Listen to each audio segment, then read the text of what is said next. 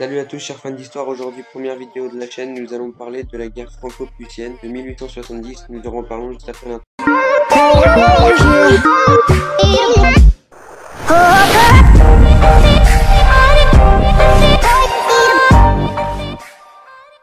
Voilà, j'espère que vous avez apprécié cette intro. Donc on commence la vidéo au 19e siècle. On peut retrouver beaucoup de nationalistes à cette époque qui arrivent à déstabiliser les grandes puissances mondiales en Europe. Vient ensuite la guerre franco-prussienne. Il n'y avait pas encore une Allemagne unie. Cet empire était constitué de 22 États entre guillemets allemands. Ils parlaient tous la langue allemande actuelle. Cet État avait deux parties, était divisé en deux parties. En gros, l'Allemagne du Nord et l'Allemagne du Sud. Ils se sont formés officiellement en une Allemagne unie. Elle commence de l'Alsace-Lorraine à la frontière russe.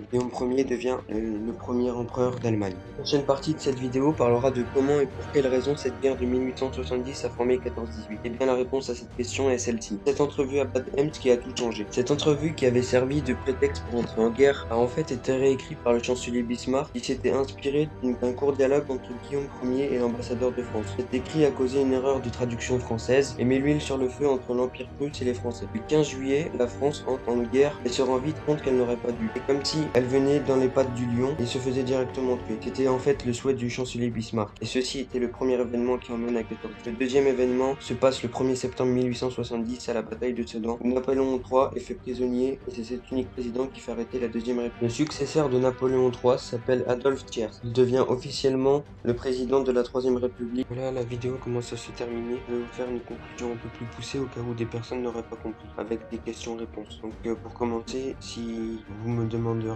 pourquoi la dépêche d'Ems pousse-t-elle la France à déclarer la guerre à la Prusse, eh bien le chancelier Bismarck, conscient de la supériorité militaire prussienne, il est désireux d'unir des États allemands derrière lui. Donc il souhaite que la France déclare la guerre, placer la Prusse dans le rôle de l'agressé et que la France soit le principal attaquant. Bismarck, du coup, à l'appui d'une partie de la presse allemande et de l'agence continentale qu'il contrôle indirectement depuis 1865, en profite pour que la Prusse soit le principal, entre guillemets, agressé. Donc, vous allez me demander aussi pourquoi, pour quelles raisons, quelles sont les conséquences de la bataille de Sedan pour la France.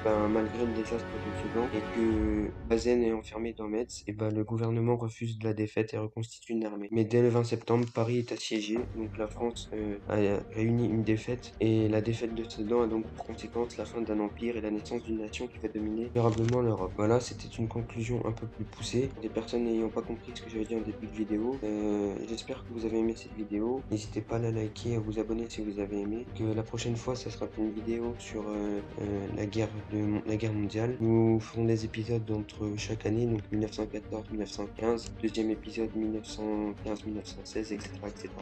Donc voilà, la vidéo touche à sa fin. Si vous avez aimé, n'hésitez pas à partager, à commenter. Si jamais que je n'ai pas, n'hésitez pas à m'écrire un commentaire que je puisse m'améliorer dans mes vidéos et qu'il y ait un contenu un peu poussé. Et je vous dis à bientôt pour une prochaine vidéo.